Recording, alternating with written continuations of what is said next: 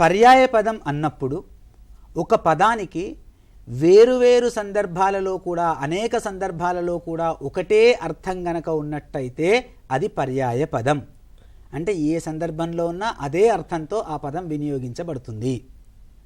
సందర్భం మారినప్పుడు, సన్నివేశం మారినప్పుడు ఆ పదానికి అర్థం మారిపోతుంది అంటే అది ఆ పదానికి నానార్థం క్రింద గుర్తుంచుకోవాలి. ఉదాహరణకు వర్షము అనేటటువంటి పదం ఉన్నది. వర్షము అనేటువంటి పదానికి అర్థం చూస్తే వాన అనేది మనకు తెలిసిపోతుంది.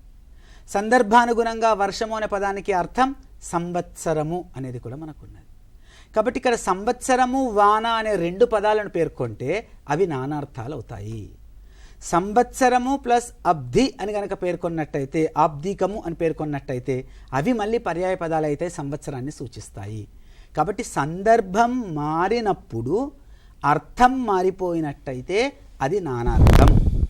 ప్రతి సందర్భంలో ఒకే రూపంగా ఒకే అర్థంగా ప్రయోగించబడుతూ ఉంటే అది పర్యాయ పదం.